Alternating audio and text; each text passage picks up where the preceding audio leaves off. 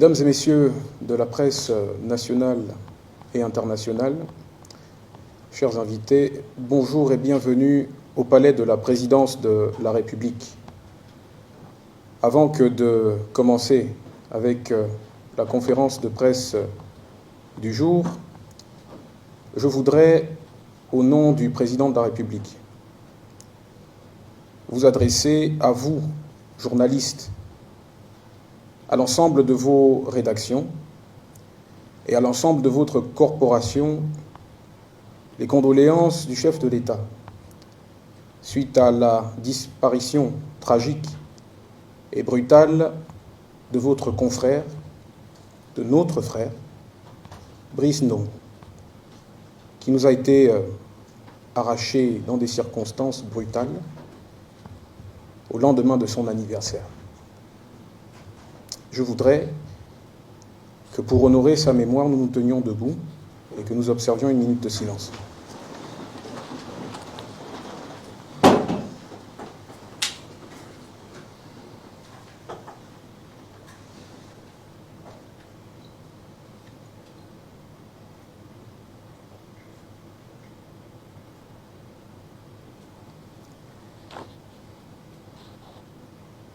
Brice était brillant. Il va nous manquer. Il va nous manquer ici, lors des conférences de presse, mais il va surtout nous manquer sur tous les champs de bataille sur lesquels il a combattu avec les armes nobles du journalisme d'investigation. Je vous prie de vous asseoir.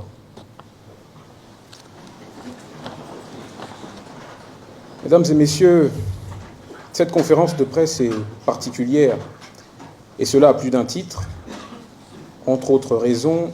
D'abord parce qu'elle est la conférence de presse inaugurale de la nouvelle année, et deuxièmement parce qu'elle s'inscrit dans un contexte marqué par une actualité nationale dense, une actualité nationale très dense, à laquelle elle sera donc exclusivement consacrée. D'abord, le secteur éducatif. S'agissant de la crise qui secoue le dit secteur, le gouvernement, sous l'impulsion directe du président de la République, chef de l'État, chef du gouvernement, a engagé, comme vous le savez, des discussions avec les acteurs de la grève, effectives depuis le mois de décembre 2025. Ces discussions ont abouti à un engagement du gouvernement à mettre en solde 328 sortants d'écoles normales, ENS, N7, soit 100% des dossiers pris en compte, à mettre en pré-salaire 692 sortants d'ENIL et de l'ENIF, entendez donc les écoles nationales d'instituteurs de Libreville et de Franceville, soit également 100% des dossiers pris en compte, à mettre en pré-salaire 1810 enseignants anciennement appelés bénévoles, représentant là encore 100% des dossiers pris en compte, et à régulariser 4000 situations administratives, notamment les titularisations, avancements automatiques et reclassement après stage, et à régulariser progressivement le reste des situations constatées selon une programmation établie de commun accord.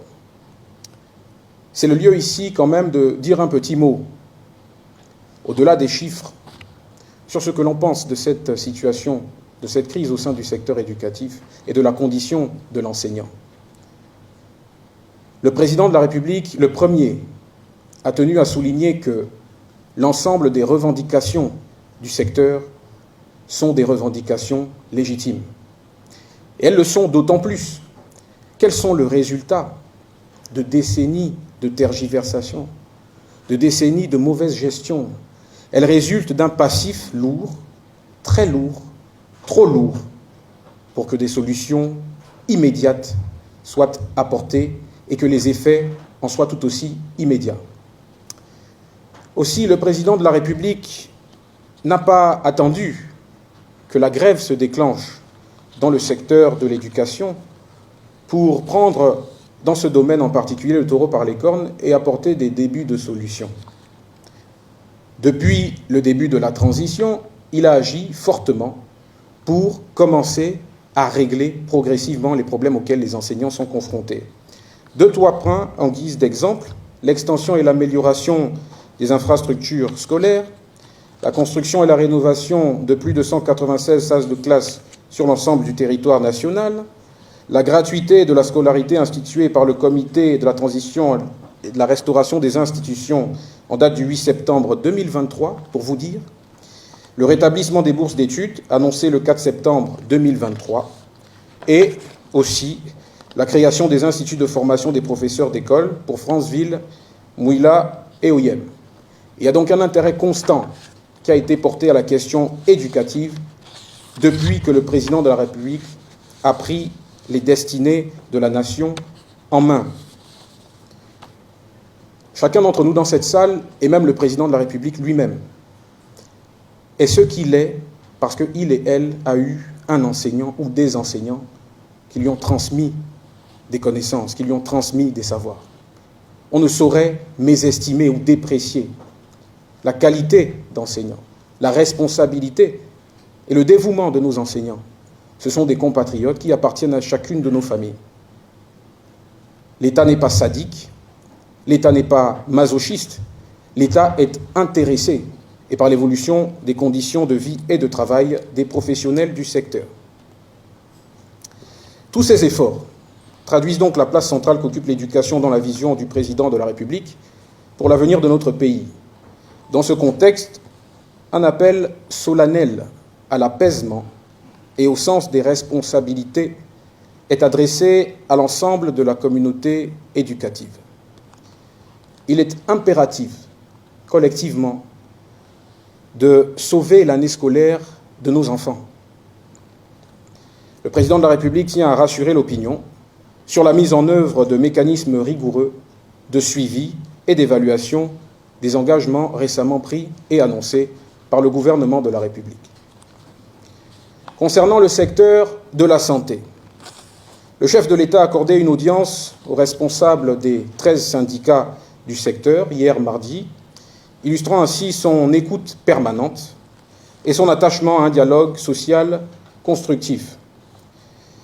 Cette rencontre a permis de passer en revue l'ensemble des revendications, notamment la situation administrative des agents, la gestion de la main-d'œuvre non permanente, ainsi que sur la gouvernance et le fonctionnement des structures hospitalières. Elle a par ailleurs été l'occasion de rassurer les partenaires sociaux quant à leur prise en compte progressive et réaliste, en cohérence avec les capacités actuelles de l'État. Là encore, l'occasion nous est donnée de constater que dans la santé comme dans l'éducation, le chef de l'État a commencé à agir très fortement, très tôt, dès la prise en main du pays. Et là encore, quelques exemples illustratifs suffisent à nous en convaincre. L'adoption du plan national de développement sanitaire, PNDS, l'adoption de la politique nationale de santé, la régularisation administrative ayant permis le recrutement et la mise en solde de plus de 700 agents de santé, notamment les personnels en attente et les sortants d'école, la réhabilitation et la réouverture des écoles de santé pour répondre aux besoins de formation à Mouila, Makokou et à Oyem, la mise en place d'une chaîne de froid vaccinale et les équipements et mise en service de plusieurs hôpitaux départementaux. Je pense à Ndende, je pense à Fougamou, je pense à Minzik, Ovan, Mvadi, Lekoni, ainsi de suite. Autant d'efforts qui traduisent là aussi l'intérêt particulier qui est accordé par le chef de l'État au secteur de la santé qui bénéficie d'une attention particulière comme celle qui est accordée au secteur de l'éducation. Dans le même esprit que ce qui a été fait justement dans le secteur de l'éducation, il est envisagé la mise en place prochaine d'une commission tripartite réunissant l'ensemble des acteurs pertinents afin d'instaurer un cadre de concertation permanent autour des problématiques de la santé publique dans notre pays. Il ne vous aura pas échappé que les responsables syndicaux qui ont été interviewés hier par les organes de presse ont indiqué que la volonté n'était pas d'entrer en grève pour le simple principe de la grève. La volonté est là d'accompagner l'État et de s'assurer que, par des mécanismes de concertation permanente, l'État puisse mettre en œuvre les solutions qui sont d'ores et déjà identifiées pour régler l'ensemble des problématiques auxquelles nous sommes confrontés dans le secteur de la santé. Mesdames et messieurs, Des événements récents ayant ému l'opinion nationale ont remis la question de la lutte contre l'insécurité au devant des préoccupations constantes de nos compatriotes. Le chef de l'État réaffirme son engagement ferme et sans ambiguïté à garantir la sécurité des personnes et des biens sur l'ensemble du territoire national. Des efforts soutenus sont déployés pour renforcer les capacités opérationnelles de nos forces de sécurité à travers des dotations accrues et l'amélioration de leurs conditions de travail. Parallèlement, le président de la République veille à garantir l'indépendance, l'efficacité et la crédibilité de la justice, pilier fondamental de l'État de droit et instrument essentiel dans la lutte contre toutes les formes de criminalité et d'impunité. C'est le sens de son interpellation à l'endroit des magistrats le 19 décembre dernier au cours d'une session du Conseil supérieur de la magistrature. Il y invitait l'institution judiciaire à ne plus être, je cite, un simple spectateur des soubresauts de la vie publique, et il déclarait, je cite là encore, « La justice doit sanctionner, conformément à la loi, tous les actes illicites ainsi que leurs auteurs, quel que soit leur niveau de responsabilité dans l'État. » Quel que soit leur niveau de responsabilité dans l'État. Enfin, s'agissant de la nouvelle édition du Club de Libreville, sur un aspect plus économique, cette initiative traduit la volonté du chef de l'État de mobiliser l'ensemble du secteur financier national au service du développement économique de notre pays. Concrètement, il est question d'emmener les établissements de crédit à financer les projets de l'État, accompagner et conseiller ce dernier, soutenir les politiques publiques pour transformer l'économie, et cela afin qu'elle serve les intérêts des Gabonais d'abord. Cette mobilisation est indispensable pour accompagner le financement des grands engagements économiques contenus dans le plan de croissance et de développement 2026-2030. Et à travers ces actions, le président de la République réaffirme avec force son ambition de souveraineté économique et sa détermination à ne jamais dévier de cette trajectoire dans l'intérêt supérieur de notre nation. Mesdames et messieurs, telles sont les orientations et les grandes actions que je souhaitais porter à votre connaissance.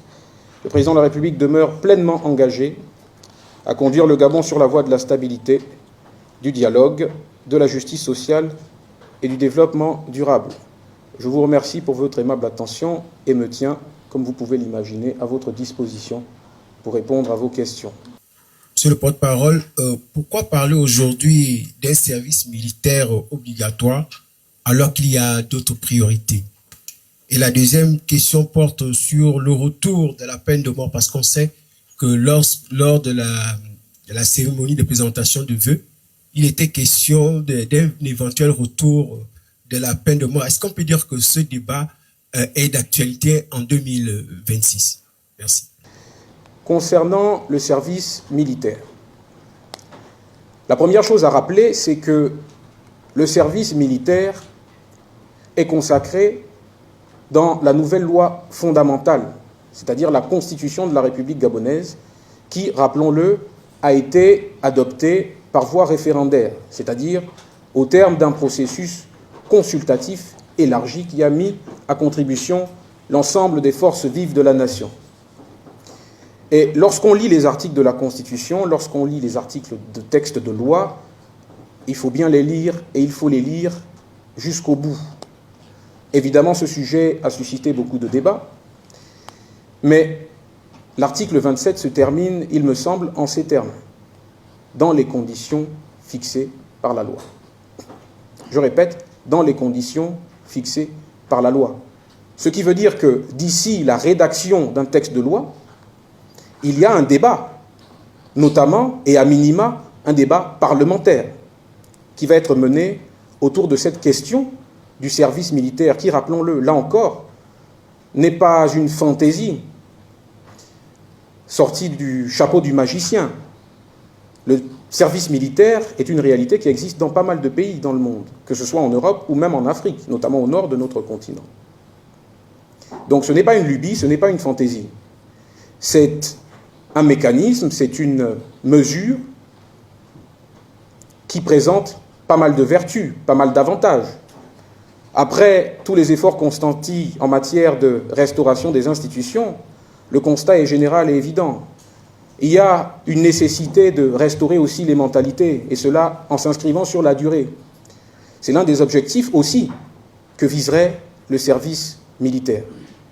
Et donc, en attendant les débats, notamment parlementaires, qui vont être menés pour rédiger la loi qui va encadrer le service, qui va en déterminer les modalités, et qui peut-être déterminera et fixera des exceptions, en attendant ce débat-là, il faut simplement considérer que c'est une mesure qui est consacrée par l'article 27 de notre nouvelle Constitution, et que donc, ce n'est pas une nouvelle trouvaille.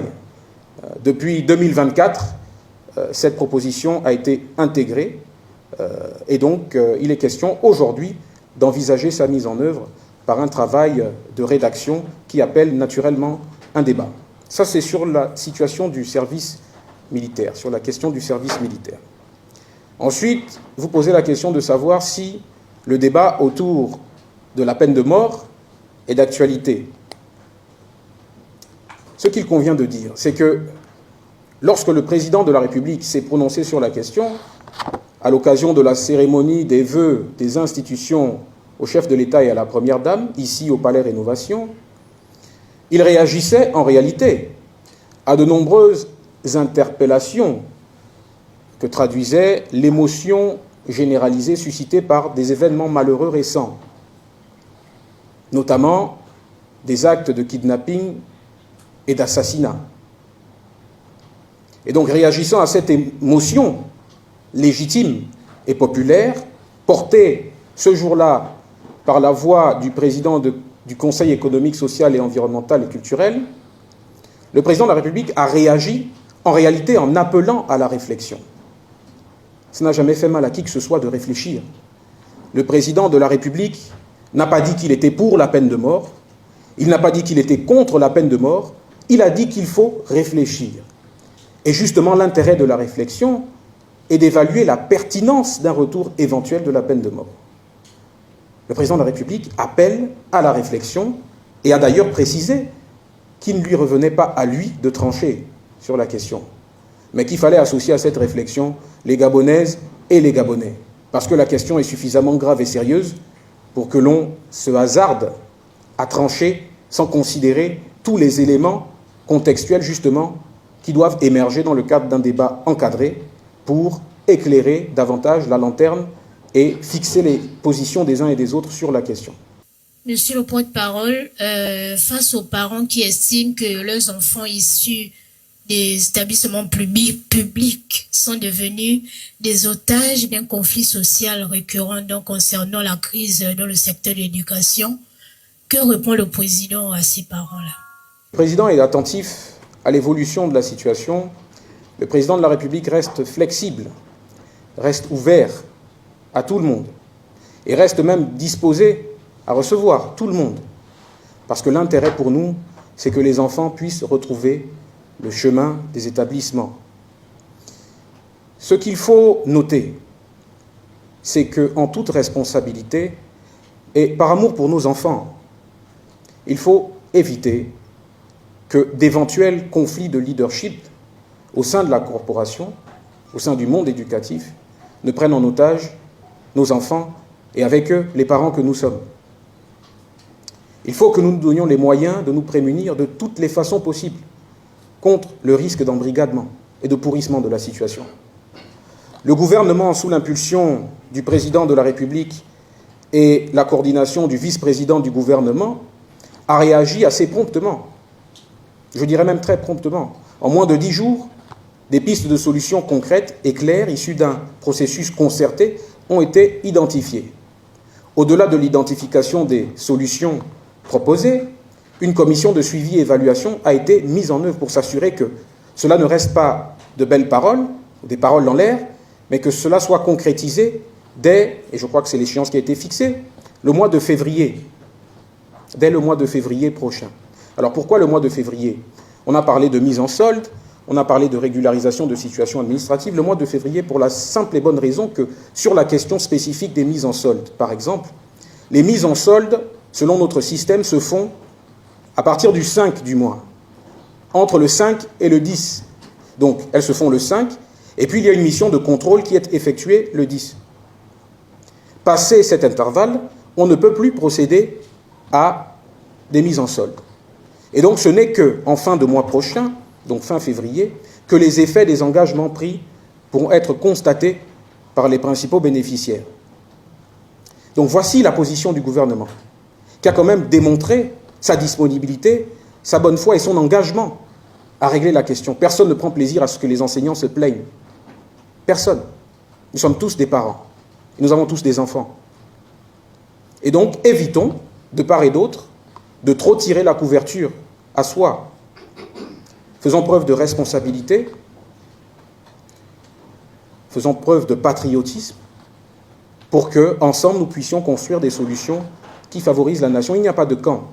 Il n'y a pas d'un côté le camp des enseignants et le camp du gouvernement. Reprendre les cours, ce ne serait pas perdre un combat ou une quelconque bataille.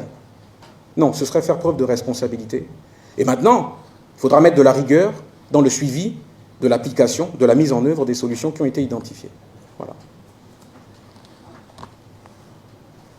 Le Média Express, je voulais revenir sur la question de l'insécurité. Au Gabon, on constate que les présumés auteurs des faits sont traqués par la justice, d'autres non. Et pire encore, les commanditaires. Est-ce que la justice gabonaise a-t-elle peur de mettre en main, sinon de traquer les commanditaires? Ou c'est une question de personnes? Je crois que j'ai déjà partiellement répondu à votre question dans le propos liminaire, en revenant sur les propos du président de la République prononcés le 19 décembre dernier, à l'occasion de la dernière séance du Conseil supérieur de la magistrature. Le président de la République incarne le pouvoir exécutif. À côté du pouvoir exécutif, comme vous le savez, il y a le pouvoir législatif et notamment le pouvoir judiciaire dont nous parlons. Ces trois pouvoirs exercent librement, chacun dans son couloir. Les Gabonais ont de tous leurs vœux appelé à une séparation effective des pouvoirs. Il faut donc appeler l'institution judiciaire à faire preuve de beaucoup plus de volonté et d'engagement. C'était le sens de l'interpellation du président de la République, qui ne peut qu'appeler l'institution judiciaire à prendre davantage ses responsabilités et à traiter avec la rigueur implacable et froide de la loi tous les comportements déviants qui constituent des crimes, des infractions, des délits. Il faut sanctionner, parce que cela participe aussi au changement de mentalité et au redressement moral de notre société. Voilà le rôle essentiel auquel la justice gabonaise est appelée. Mais le président de la République ne rend pas la justice. Au contraire, il est garant de l'indépendance des pouvoirs et de l'indépendance des institutions judiciaires, de l'institution judiciaire. Et donc on ne peut qu'appeler et continuer d'appeler, ne pas se fatiguer d'appeler à beaucoup plus de rigueur pour condamner. Et là encore, reprenons les propos du président de la République, quelles que soient les positions des uns et des autres, l'actualité récente, je pense, au cours des derniers mois, vous a montré à suffisance que personne n'est à l'abri de la justice. Quiconque s'écarte, mais est rattrapé et est sanctionné, indépendamment de son statut. Nous autres, qui sommes des collaborateurs du chef de l'État, ne sommes pas nous aussi épargnés des affres de la justice lorsqu'elle doit sanctionner, lorsqu'elle doit réprimer. Lorsqu'on a des positions élevées dans l'appareil de l'État, la première exigence à laquelle on est confronté, c'est une exigence d'exemplarité. Le président de la République y tient tout particulièrement et ne se portera garant d'aucun haut responsable, administratif ou politique, quel qu'il soit, en cas de déviance, en cas d'acte répréhensible, sanctionné par nos textes de loi. Alors, monsieur le porte-parole, la semaine dernière, le président, sinon le week-end, a mené une série d'activités, de visites dans les fermes et une action salutaire parce que à son passage, il y a eu, on va dire, des gestes marquants.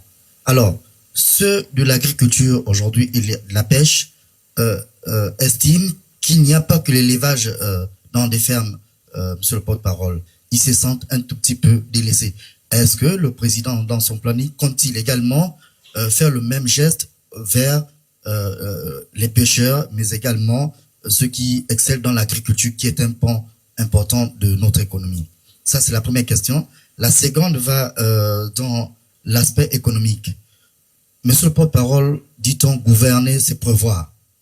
Au moment où le panier de la ménagère pèse, il y a également des grandes entreprises qui s'excellent dans l'augmentation des prix. Alors, vous le savez, pour ne pas faire la publicité de ce produit qui est prisé par de nombreux Gabonais, la Régab, aujourd'hui qui est à 600 francs. Et dans les revendeurs des quartiers, 700, 800. Est-ce que aujourd'hui c'est une mesure qui peut être salutaire au niveau des populations gabonaises? Certainement, monsieur le porte-parole, je reviendrai avec une dernière question. Merci. Alors, absolument que l'augmentation du prix de la bière, et en l'occurrence de la Régab, n'a rien de salutaire pour nos populations, notamment les consommateurs d'alcool. Donc c'est une réponse évidente à ce petit bout de question, mais de manière plus globale sur le coût de la vie. L'État a annoncé un calendrier en rapport avec un instrument formidable qui a été annoncé, et cela depuis plusieurs mois, la centrale d'achat. La centrale d'achat, au-delà et après les logiques qui nous ont emmenés à adopter un certain nombre de mercuriales, dont les listes ont été, au fil du temps, rafraîchies, au-delà de ces logiques-là, donc, il y a cet instrument de la centrale d'achat qui a été conçu pour venir régler cette question du coût de la vie. Cette centrale d'achat concernera non seulement des produits alimentaires, je doute que la bière en fasse partie, mais aussi les matériaux de construction, pour alléger le poids de la vie sur le portefeuille de nos compatriotes. Une échéance a été fixée le mois d'avril par les responsables de la centrale d'achat. Une partie de l'organigramme de la dite centrale a déjà été constituée, notamment la direction générale, à l'occasion de l'un des derniers conseils des ministres. Et donc, cette échéance du mois d'avril a été fixée pour l'acheminement sur le territoire national des premières commandes qui vont donc faire l'objet d'une commercialisation au niveau de la centrale d'achat. Le chronogramme, à ce jour, est respecté. Il reste quelques points de logistique à régler, notamment avec le ministère des Transports, qui participe activement donc, au développement de la question. Il y a donc quelques points logistiques à régler avant de pouvoir connaître l'effectivité de cette mesure qui vient pour régler la question de la vie chère sur la durée. La problématique de la vie chère de manière globale consiste dans l'exigence pour nous de pouvoir produire davantage ce que nous consommons localement. C'est le cas du poulet de chair, d'où les visites de ferme.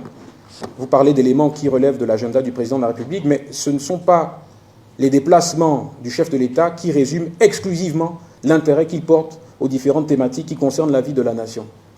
Et donc ce n'est pas parce que le président de la République n'aurait pas visité les pêcheurs ou les agriculteurs qu'il n'aurait pas un intérêt tout aussi important que celui accordé, par exemple, à l'élevage de poulets de chair. Il y a un intérêt particulier parce que derrière il y a une ambition globale. Cette ambition globale est celle de la réalisation progressive de l'autosuffisance alimentaire. Et cela passe par la production en local de ce que nous pouvons d'ores et déjà produire. Et là encore avec des deadlines qui sont connus, 2027, pour ce qui est de l'arrêt de l'importation du poulet de chair. C'est le lieu ici de saluer tous les compatriotes qui ont fait le choix de se déployer dans ce domaine, qui a ces difficultés pour lesquelles l'État se tiendra à disposition pour aider à structurer, pour accompagner financièrement, de manière à ce que cet objectif soit atteint dans les délais qui ont été fixés depuis l'année dernière. Maurice Bouyomba de la rédaction d'Africa numéro 1. Alors, toujours ma question est en rapport avec la grève dans le secteur de l'éducation nationale. Alors, 2 syndicalistes ont été interpellés ces derniers jours. Est-ce désormais la réponse à ceux qui oseraient trop revendiquer leurs droits?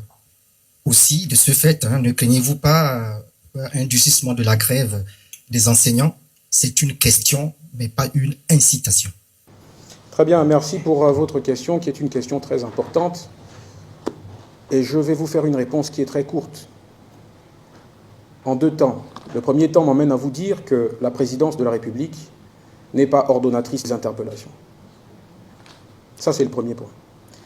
Le deuxième point sur lequel il faut insister, et c'est un point d'ordre général, la seule chose qu'il faut rappeler, et la seule chose que nous vous rappelons, c'est que toute activité, quelle qu'elle soit, toute cause, aussi noble soit-elle, doit respecter la loi. Sur les éléments de détail, nous ne sommes pas habilités à communiquer là-dessus. Sur les motifs non plus. Je pense que le procureur de la République est bon communicant et que sa porte est ouverte. Il pourra vous renseigner sur ces interpellations. Voilà. S'il y a eu interpellation, je suppose qu'une procédure a été ouverte, une instruction a été ouverte, et donc, ne fût-ce que par respect de ce principe sacré, du respect du secret de l'instruction, nous ne pouvons pas vous donner davantage d'informations que cela. Je suis Vanessa Ndie, directrice du magazine Tapis Rouge, toujours dans le secteur de l'éducation, monsieur le porte-parole. Est-ce que le ministre de l'Éducation nationale, Madame Carméliane Toutoum-Leclerc, n'est pas en quelque sorte le mal des enseignants, parce que depuis près de 10 ans, ce ministère parle le même langage? Et pourquoi encore lui avoir reconduit à ce ministère? Pourquoi le chef de l'État ne donne-t-il pas la chance à quelqu'un d'autre? Merci. Je pense que votre question est très symptomatique de ce qu'il nous faut éviter, justement, dans la gestion de la crise de l'éducation. Elle est symptomatique en ce sens qu'elle réduit les problèmes de l'éducation à des débats de personnes. Nous n'en sommes pas là. Le président de la République n'est pas à ce niveau. Tous les efforts que je vous ai énumérés et qui ont été consentis dès la période de la transition l'ont été indépendamment de l'identité du ou de la ministre. Il faut aussi que nous ayons la capacité de nous élever au-dessus des problèmes de personnes. Ce qui est en jeu, ce n'est pas qu'on aime ou pas la tête de la ministre de l'Éducation nationale. Ce qui est en jeu, c'est que nous puissions garantir à nos enfants d'apprendre dans un système éducatif qui leur donne un maximum de chances de réussite, pour qu'ils soient à la hauteur des défis que nous fixons pour le développement de la nation. La présidence de la République n'entrera jamais dans ce débat de personnes sur ce genre de causes. Il ne faut pas personnaliser les débats. Pour ce qui est de la nomination, le président de la République en a seul le secret. Il nomme, cela participe de son pouvoir discrétionnaire de nommer, sur la base de motivations appuyées par les compétences et les mérites divers des uns et des autres. Il a un tableau de bord qui est beaucoup plus large que les éléments d'appréciation que nous pouvons avoir. C'est l'homme le mieux renseigné du pays, donc il fait des choix en fonction des informations dont il dispose et en fonction des objectifs à atteindre à un moment donné. Donc de grâce, sortons de ces débats de personnes. Aussi longtemps qu'elle sera là, je crois que la ministre Toutoum-Leclerc fera tous les efforts possibles pour régler progressivement les problèmes auxquels elle est confrontée dans son département.